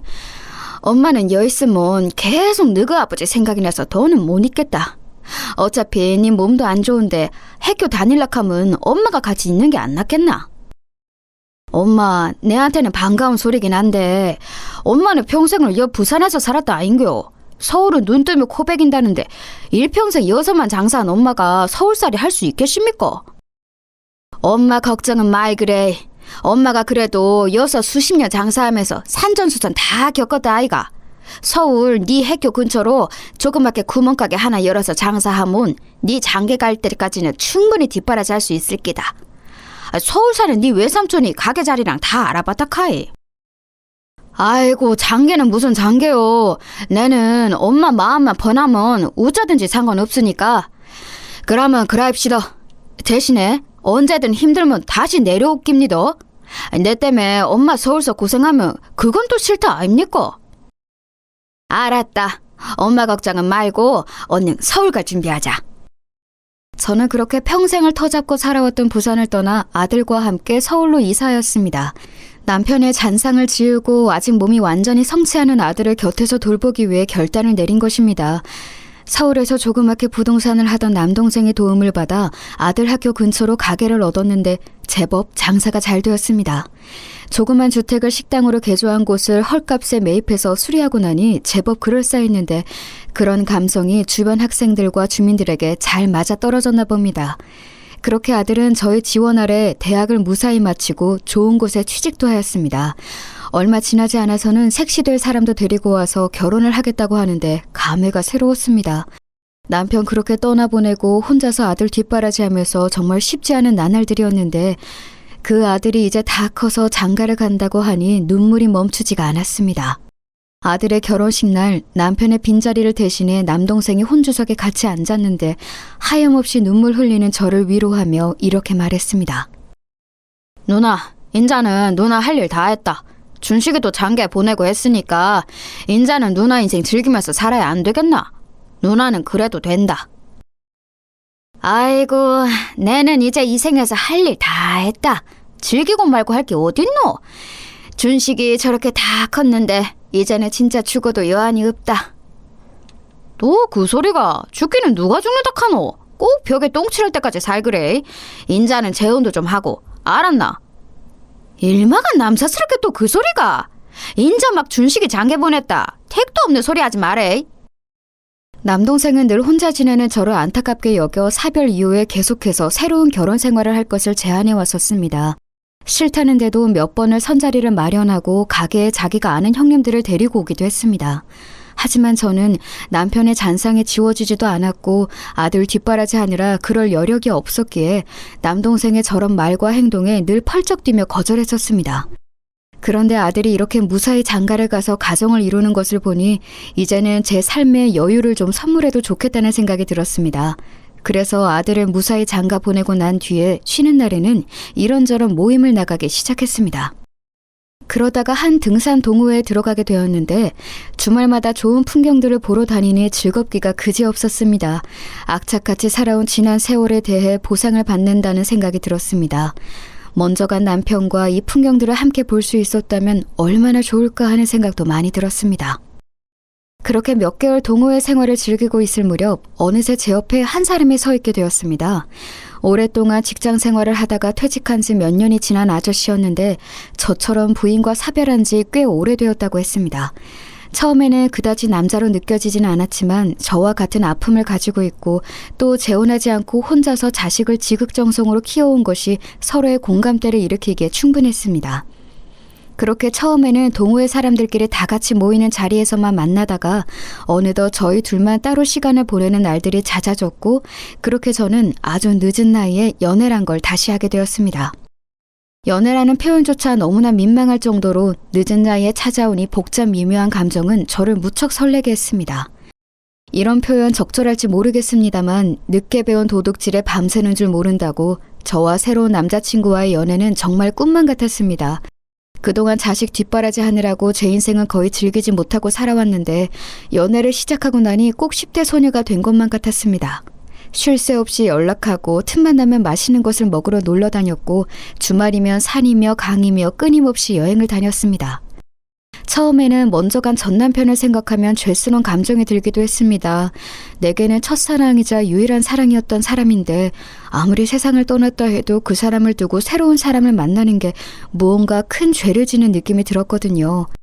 하지만 그럴 때마다 이 사람이 저를 다독여 주었습니다. 자신도 마찬가지라고 먼저 떠난 전초에 대한 미안한 마음은 저와 똑같다고 하면서요. 그래서 서로에게 끌리는 이 감정을 더 이상 외면하지 않기로 결심하고 본격적으로 연애를 시작했습니다. 동호회 사람들은 물론 주변의 모든 사람들과 아들 내외까지 저희 관계를 응원해 주었습니다. 아들에게 가장 미안한 마음이 컸는데 아들은 오히려 엄마가 새로운 행복을 찾았다며 저희 연애를 두 팔별로 환영해 주었습니다. 그렇게 1년여의 연애 기간이 흘렀을 때쯤 단풍이 피는 멋들어진 풍경이 펼쳐진 어느 산 정상에서 이 사람이 저를 앉혀놓고 진지하게 이야기했습니다. 미자 씨, 우리 결혼할래요? 엄마야, 난삽시럽고로 이 나이 먹고 결혼은 무슨 결혼인겨. 그러고 이렇게 멋대가리 없이 프로포즈하는 남자가 어딨냐고요, 참말로. 나 진심이에요. 미자 씨, 우리 살아왔던 지난날 순탄치 않았잖아요. 이제 남은 인생 부부로서 서로 좋은 것만 보고 좋은 생각만 하면서 즐겁게 보내요. 나 미자 씨랑 부부의 연을 맺고 싶어요. 그렇게 산 정상 위에서 끝없이 펼쳐진 아름다운 광경을 바라보면서 담백하게 받은 프로포즈에 저는 못 이기는 척 승낙을 하게 되었습니다. 사실 이 나이에 결혼을 다시 하고 말고가 그렇게 중요한가 싶었습니다마는 내 옆에도 이제 든든한 남편이 여생을 함께한다는 사실이 좋았습니다. 동반자라는 말이 있잖아요. 그 동반자가 말년에 생긴다는 것이 참 감사했습니다. 새 남편은 제가 프로포즈를 수락하자마자 마치 미리 준비해 놓았던 것처럼 결혼을 빠르게 진행했습니다. 마치 미리 모든 걸 다 정해놓고 저에게 확인만 받은 느낌이었습니다. 저는 그런 그 사람의 추진력이 좋았고 남사스럽지만 이 나이 먹고 신혼생활을 한다는 설레임에 물 흐르듯 그 사람의 리드에 이끌려갔습니다. 어느덧 대망의 결혼식 날이 다가왔고 화려하게 치러진 결혼식에 저는 더할 나위 없는 행복한 신부였습니다. 엄마, 이제 새아버지랑 아무 걱정 없이 행복하게 사이소. 나는 엄마 행복한 거 보니까 더 바랄 게 없어, 얘. 고맙다, 우리 아들. 참말로 고마워. 너가 아버지도 괜찮다 하시겠지? 뭐요? 우리 아버지 성격 안다 아닙니까? 분명히 엄마 행복을 누구보다도 기뻐하고 계실니까, 예. 고맙다. 고마워, 우리 아들. 아들의 격렬한 응원 속에 그렇게 결혼식을 무사히 마무리하고 새로운 결혼 생활을 시작했습니다. 신혼여행을 다녀온 뒤로는 남편도 본격적으로 제 식당 일을 돕기 시작했습니다. 저와 일하시는 이모 둘이서만 일을 보다가 든든한 사내가 일을 도와주니 장사가 한결 순조로웠습니다. 남편은 특유의 친화력으로 제 오랜 단골 손님과도 금방 친해졌고 얼마 지나지 않아서 동네 상인들 한 명 한 명 모르는 사람들이 없을 정도로 신뢰를 얻고 있었습니다. 하지만 세상은 정말로 제가 순조롭게 사는 것을 작정하고 방해하는 것 같았습니다. 그게 무슨 말이냐고요? 이처럼 행복한 결혼 생활을 보내고 있었던 어느 날 한 사건이 터지고 말았는데 지금도 생각하면 손이 덜덜 떨릴 지경입니다. 그 내용은 다음과 같습니다. 재혼하고 몇 달이 지났을 때쯤이었습니다. 남편은 친구들을 불러 집들이 자리를 거하게 마련했었는데 남편과 어릴 적부터 친구들이라는 사람들이 와서 신나게 놀아제꼈습니다. 상식이 이 자식이 말년에 무슨 복을 이렇게 받아가지고 이런 미인을 부인으로 얻나? 이 자식 냄새나는 호래비로 늙어가고 있었는데 재수씨가 은인입니다, 은인. 재수씨 이리 와서 한잔해요, 얼른. 그래요. 이 자식 재수씨 만나기 전에 얼마나 궁상맞게 살았는지 모르죠? 하나뿐인 딸내미도 제발 좀 씻고 다니라고 그렇게 구박을 했지 뭡니까? 그랬는데 이 자식이 어느새부터 단정하게 입고 머리도 만지고 하더니 얼마 안 지나서 결혼을 한다지 뭡니까? 나 참. 그만두래 임마. 그래, 내가 복 하나는 제대로 받았지. 우리 미자씨 같은 여자 어디 가서 만나겠냐?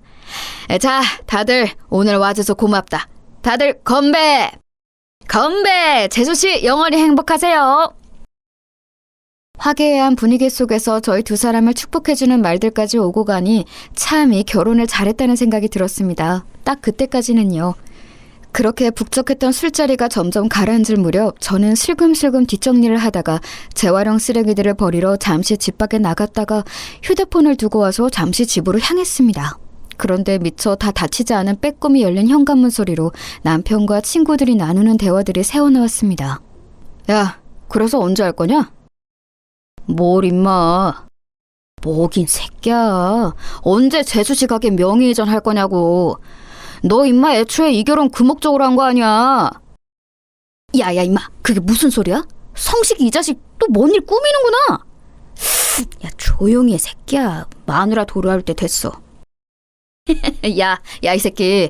이거는 왜 했는지 아냐? 저 아줌마 가게 그 동네 이제 곧 다 재개발되잖아. 그거 지 명의로 바꾼 다음에 재개발 보상받고 홀라당 지가 다 먹으려고 하고 있잖아. 그렇게 저 아줌마 돈 다 빨아먹고 또 버릴 거래.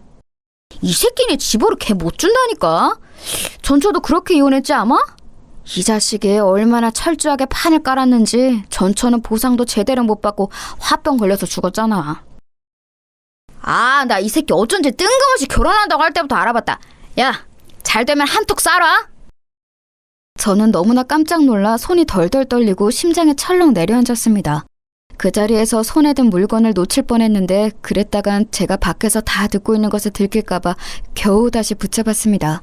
저는 불이 나게 그 자리를 도망가서 분리수거 해놓는 한켠에서 손을 덜덜덜 떨며 쪼그려 앉아 하염없이 울었습니다. 세상 천사 같고 젠틀하던 남편이 이렇게 세상 인간 말종인 인간이었다니. 그리고 그걸 아무렇지도 않게 거들고 좋아서 낄낄거리는 친구들까지. 정말 그들의 현관문을 닫고 모조리 불살라버리고 싶었습니다. 그렇게 쓰레기를 버리고 온 척 들어와서도 마음이 진정이 안 돼서 표정이 굳어 있는데 눈치 없는 남편 친구들이 한마디씩 보탰습니다. 아이고, 야, 재수 씨 피곤하신가 보다. 저희가 너무 늦게까지 떠들고 놀았죠? 야야, 우리 이제 다 가자. 재수 씨랑 성식이랑 또 뜨거운 밤 보내게 우리가 비켜줘야지. 제 속을 아는지 모르는지 짓궂은 장난을 치면서 남편 친구들은 그렇게 자리를 파했고 저는 일단 아무렇지 않은 척 아무것도 모르는 척 며칠을 지냈습니다. 하지만 사람 마음이 한번 상처를 받고 나니까 온전할 수가 없었습니다. 며칠을 식음을 전폐하고 점점 수척해만 갔습니다. 여보, 요새 무슨 일 있어? 왜 이렇게 안색이 안 좋아? 아니, 그냥 별일 아니라 얘. 신경 쓰지 마이소. 그래, 그렇다면 다행이고. 그나저나 저번에 말했던 거 있잖아. 그 명의 이전 해주는 거. 사실 남편은 그전부터 계속 제 가게 건물 명의를 자신에게로 이전해달라고 했습니다. 자기가 새로운 사업을 구상하는데 건물을 담보로 대출을 받고 싶다는 이유에서였습니다. 제가 이렇게 삐쩍 말라가는데 끝까지 저를 등쳐먹을 생각만 하는 남편의 모습에 치가 떨렸지만 그쯤 되니 저는 자포자기하는 심정이었습니다. 미운 놈 떡 하나 주는 심정으로 명의도 다 넘겨주고 다 뺏기고 고향에 내려가서 조용히 남은 생을 살다 가야지 하는 생각밖에 없었습니다. 그래도 말년에 선물 같은 연애 감정 심어준 사람이고 사랑했던 사람이니까요. 그라입시다. 어차피 부부인데 누구 명의가 뭐가 중요합니까? 등기랑 이런 거 남동생한테 물어봐가 며칠 내로 해드릴게 예. 고마워 여보. 내가 사업 대박 나면 그거 당신 다 가져. 저를 향한 잔인한 앞날이 뻔히 예견된 짓을 저는 그만 저지르고 말았습니다. 저조차도 저 스스로를 이해할 수 없었습니다. 평생을 갖고 온 내 가게 건물이 그렇게 통째로 남편의 명의로 넘어갔습니다. 저는 이제 사람도 싫고 사랑도 싫고 될 대로 되라 하는 심정이었습니다. 예견된 저의 잔인한 미래는 생각보다 빨리 찾아왔습니다. 남편은 제게 명의를 넘겨받자마자 무언가 분주히 움직이기 시작했습니다. 그러더니 갑자기 뜬금없이 해외 출장을 다녀온다고 했습니다. 새로 시작하는 사업 때문에 시장 분석 차원에서 동남아를 간다나요? 그러면서 자기 출장 가 있는 동안 가게 인테리어를 새로 하려고 하니 며칠만 가게를 쉬자고 했습니다. 드디어 올 것이 왔구나 하는 생각이 들었습니다. 내막을 미리 알고 있던 저는 동남아 출장은 핑계고 가게의 새로운 인테리어도 거짓말이고 제가 며칠간 인테리어를 빌미로 가게를 비우는 사이 가게 건물을 팔아버리고 그 돈을 가지고 해외로 도망갈 생각이었던 것 같습니다. 그래, 그렇게라도 나 벗겨먹고 어디 아무도 찾지 않는 곳에서 영원히 행복하게 잘 사이소. 내 마지막 선물입니다. 저는 눈물을 머금고 그래도 사랑했던 사람을 위해 마지막으로 아무것도 모르는 척 저를 희생하기로 했습니다. 세상 천지에 남편이 자기한테 사기치려고 하는 수작이 빤히 보이는데 그걸 그대로 다 입에 떠먹여주는 저 같은 호구가 또 있을까요? 그렇게 남편 말대로 가게를 비워주고 모든 것을 포기하고 있을 때쯤이었습니다. 그 며칠 사이 남편이 아마도 가게를 몰래 팔아먹었겠죠. 며칠이 지나자 남편은 짐을 한껏 챙겨서 현관문을 나섰습니다. 여보, 미자씨, 나 이번 출장 갔다 오면 진짜 본격적으로 사업 시작해서 당신 남은 인생 꽃가마마 태워줄게. 기대하라고.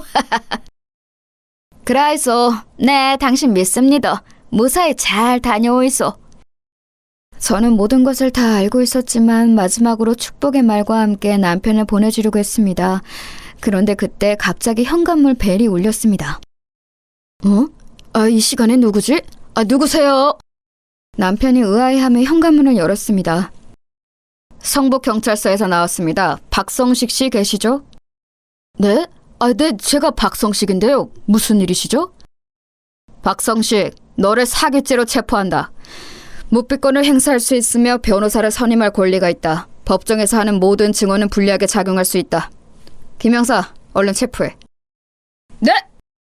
아니 뭐야, 당신들 뭔데 나를 체포해? 이거 안다! 놓으라고! 갑작스레 들이닥친 형사와 체포되는 남편, 이게 도대체 무슨 상황일까요? 저는 그런 남편을 향해 말했습니다. 박성식 씨, 이제 알겠는겨. 당신 속은 깁니다. 내 등쳐먹고 해외로 튈 생각했지. 택도 없는 소리라 얘. 이제는 깜빵에서 오랫동안 처박혀 사이소. 아마 전부인 사건까지 포함해서 수사받게 될 기라 얘. 형 다 살고 나오면 이미 세상 등질 때 다 됐겠네 얘. 이게 갑자기 무슨 황당한 시츄에이션이냐고요? 여러분도 많이 놀라셨나요? 네, 사실 제가 그동안 아무것도 모르는 척 남편에게 명의도 넘겨주고 했던 것은 다 남편에게 복수하고 남편을 처벌하기 위해서 벌인 쏘였습니다. 세상 어느 바보 같은 사람이 자기한테 사기칠 거 뻔히 아는데 그냥 넘어가 주겠어요. 제가 눈 뜨면 코 베어간다는 서울에서 산전수전 다 겪은 여자입니다. 앞서 말한 것처럼 사랑하는 사람을 위해서 내 모든 거 다 내어준다? 그런 거 없습니다.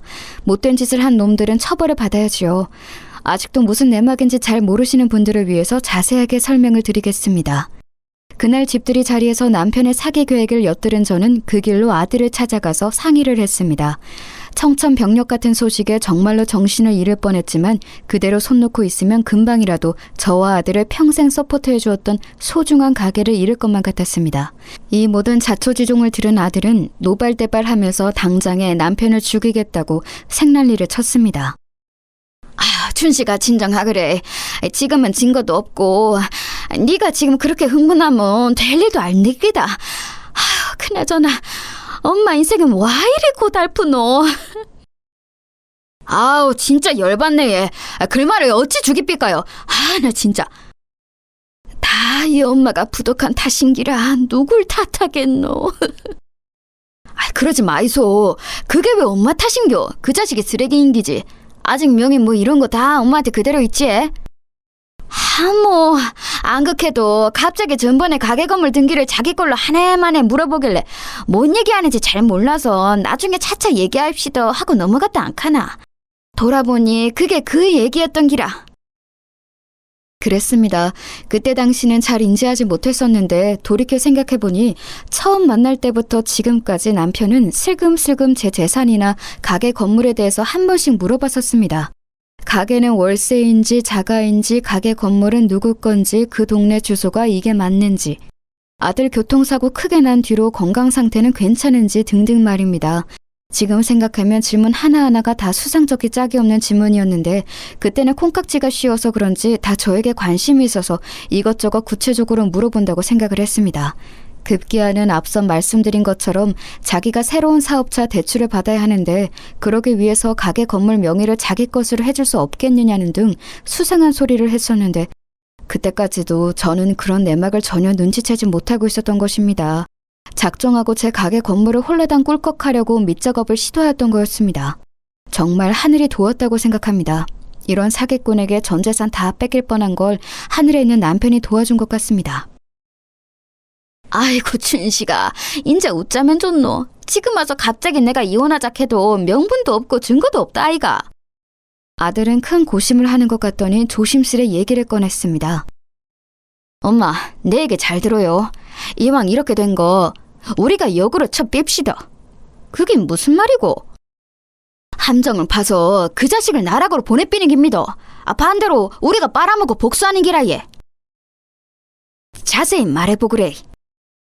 아들의 말은 이랬습니다. 어차피 남편의 목된 속내를 알게 된 거 아무것도 모르는 척 맞춰주면서 증거를 수집해서 정식으로 사기죄로 형사고발을 하자는 것이었습니다.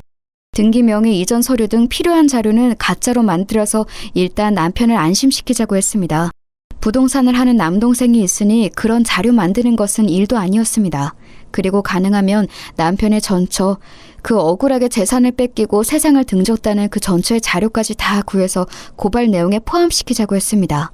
만약에 전처에게 사기친 내용 또한 부동산 관련 사기라면 다른 사기죄보다 증거가 꽤 오래 남아있을 것이라는 게 남동생의 조언이었습니다.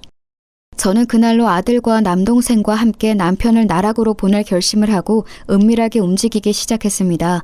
제 식당에 오랜 단골 손님 중에 흥신소로 운영하는 손님이 계셨는데 이분에게 의뢰해 지금은 의절했다는 남편의 딸을 수소문해서 찾아냈습니다.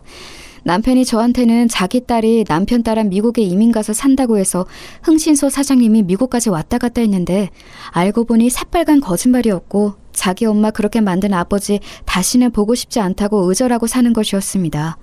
그 딸의 증언이라도 확보하면 일은 더 순조로워지겠다 싶어서 이런 방법까지 동원했습니다. 이렇게 연락이 닿은 남편의 딸은 드디어 정의를 실천할 때가 왔다면서 저희에게 적극적으로 협조했습니다. 불쌍하게 세상을 등진 엄마를 위해서는 뭐든지 돕겠다고 하였습니다. 그때 당시는 어렸고 잘 몰라서 자신의 엄마에게 사기를 치고 또 그것으로 인해 엄마가 화병을 얻기까지의 명백한 증거는 부족한 상황이지만 당시 기억나는 건 뭐든지 다 말하겠다고 했습니다. 그렇게 기억해낸 어릴 적 주소의 부동산 등기를 떼어보니 확실히 명의 이전 상황이 수상쩍은 것이 많았습니다. 저를 등쳐먹으려고 했던 수법과 비슷해 보였습니다. 남편 전처의 사망 직전 병원 입원 기록까지도 면밀하게 조사했습니다. 사기죄의 시효가 10년이기에 지금 명확한 증거를 찾는다고 해도 공소시효가 만료되어서 이것으로 처벌을 할 수는 없겠지만 제가 연루된 사건에서의 증거를 명확히 잡으면 전처에게 벌였던 사기 행각도 정상 참작이 될 것이라는 생각에서였습니다. 다음은 앞서 말한 것처럼 제 가게 건물 명의는 남편에게 넘기는 서류 작업이 필요했습니다. 물론 가짜로요. 남편이 제 가게 건물을 자신의 명의로 취득하자마자 몰래 팔고 잠적하려는 미끼를 물게 하려면 실제로 남편에게 명의 이전을 하는 행위를 보여줘야 하는데 그러자면 진짜 명의 이전을 해주는 것 같은 감쪽 같은 서류가 필요했거든요. 진짜로 명의를 이전하는 것은 너무 위험하니까요. 이 과정이 정말 영화나 다를 바 없었습니다. 자칫 잘못하면 사문서 위조 같은 심각한 중죄를 저지르게 될 수도 있고 무엇보다 경찰들도 함정 수사는 원칙적으로 금하고 있다고 들었거든요. 그런데 민간인인 저희가 이런 일을 꾸미는 것이 오히려 남편 쪽에서 역으로 사기를 쳤다며 반격을 가할 수도 있는 상황이었으니까요. 이 모든 과정에서 실수를 범하지 않기 위해 정말 철저하게 하나씩 이 일을 처리해 나갔습니다. 그렇게 남동생의 도움을 받아 잘 준비된 서류를 제가 순순히 넘겨주자 남편을 기다렸다는 듯이 그 가짜 등기를 가지고 제 가게 건물을 매각할 다음 단계를 밟아 나갔습니다. 그 타이밍에 저는 흥신소 사장님의 도움을 받아 사람 한 명을 더 섭외하여 남편에게 접근하게 했습니다. 이 사람의 임무는 시세보다 더 높은 가격으로 제 가게를 사겠다고 남편을 혹하게 하는 것이었습니다. 안 그래도 제 가게를 못 팔아서 안달인데 시세보다 더 높게 그것도 바로 잔금을 치러서 사겠다고 했더니 남편은 그 미끼를 덥석 물었습니다. 마음이 급했던 남편은 출국하는 날 매각 대금을 받기로 하고서 그렇게 공항으로 향하려고 했던 것입니다. 공항에서 자신이 예상했던 매각 대금이 입금되는 것을 확인하고서는 바로 한국을 뜨려고 했겠지요. 저는 이 모든 과정에서의 통화 내용 녹취록, 문자기록, 등기 열람 기록 등 남편이 명백한 범행의 의도를 가지고 있다는 것을 확실하게 입증해주는 모든 증거를 수집해 두었습니다. 이렇게까지 한 이유는 앞서 말씀드린 것처럼 원칙적으로 이러한 일종의 함정 수사는 불법이기 때문입니다.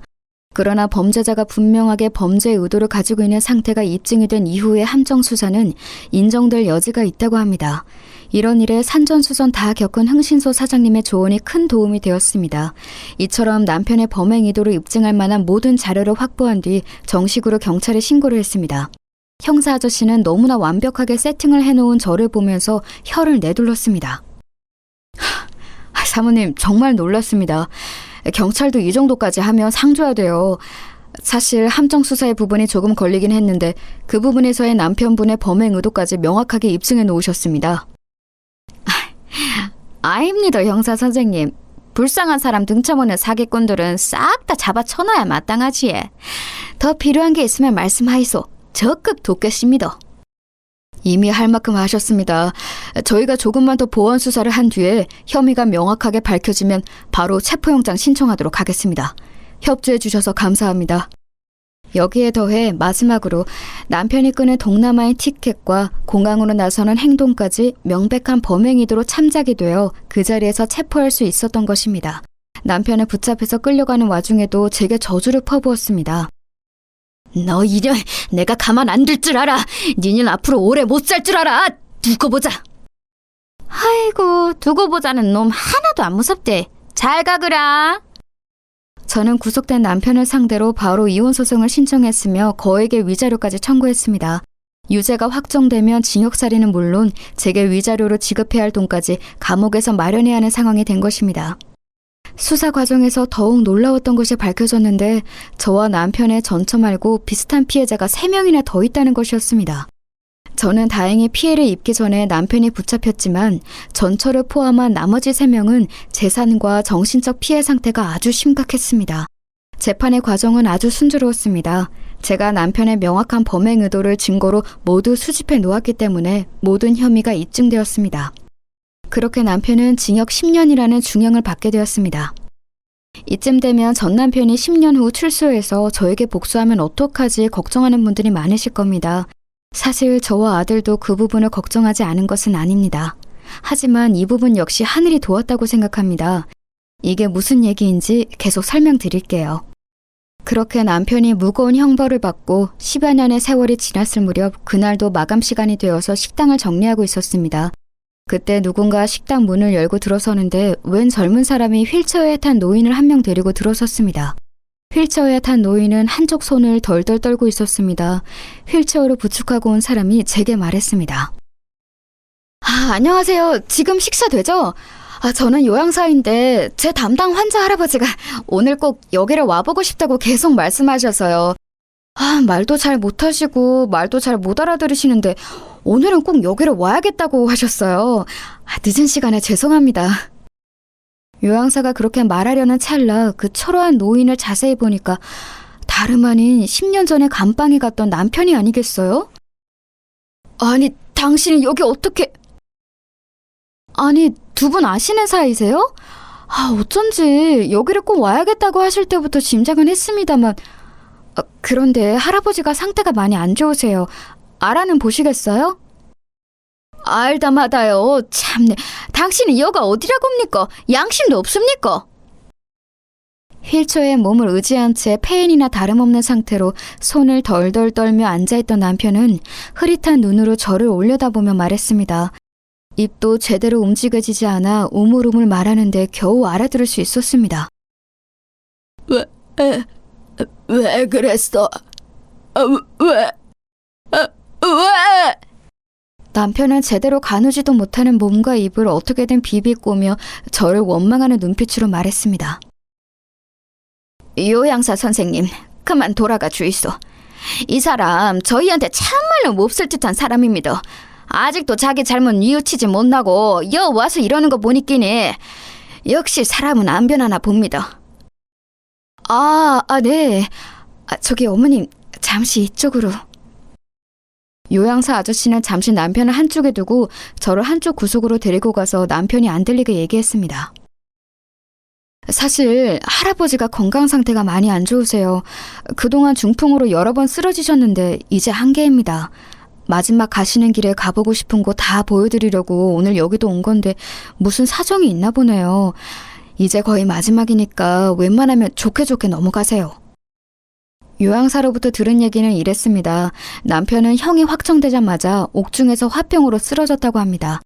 자신의 잘못은 인정하지 않고 억울하다면서 몇 날 며칠을 씩씩댔는데 그러다가 뇌졸중으로 쓰러진 것이지요. 그렇게 옥살이를 하는 도중 몇 번을 더 쓰러졌다고 합니다. 남편은 질병을 사유로 가석방을 여러 번 신청을 했다가 계속 기각되었는데 거의 형이 만기가 될 때쯤에야 어렵게 받아들여져 출소를 했다고 하네요. 그 뒤로 연고도 없어서 국가에서 지정해주는 요양보호사와 사회복지사를 통해 생을 연명하고 있었던 것입니다. 참말로 사람이 죄짓고는 못 사는 모양이네 얘. 어쩌다 말년에 이래 초라하게 되었습니까? 끝까지 뉘우칠 생각이 없어 보이니까 퍼뜩 데리고 나가뿌소. 왜 그랬어? 왜? 폐인이 된 남편은 계속 왜 그랬냐는 말만 연신 내뱉으며 요양사 아저씨의 손에 이끌려 가게를 나갔습니다. 얼마 지나지 않아 들려온 소식으로 남편은 그렇게 세상을 떠났다고 합니다. 떠나는 그 순간까지도 자신의 죄를 뉘우치지 않았다고 하네요. 이렇게 출소해서 복수하면 어쩌나 했던 모든 염려도 사라지고 남편도 치러야 될 죗값을 모두 다 치르고 떠난 셈입니다. 이쯤 되면 문자 그대로 남편을 완전히 나락으로 보내버린 것이지요. 이 모든 일이 끝난 뒤에야 아들과 저는 한시름을 놓으며 이야기했습니다. 엄마, 마음고생 많으십니다. 편하게 쉬셔야 할 나이에 이게 무슨 난리입니까? 그러게 말이다. 니도 고생 많았다 카이.